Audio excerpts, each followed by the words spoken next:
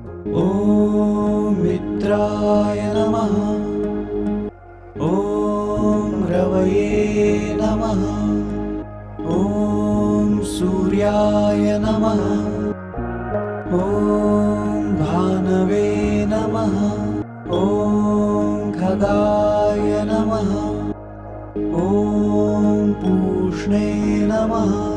ॐ हिरण्यगर्भाय नमः। ॐ मरीचे नमः। ॐ आदित्याय नमः। ॐ सवित्रे नमः। ॐ अर्काय नमः।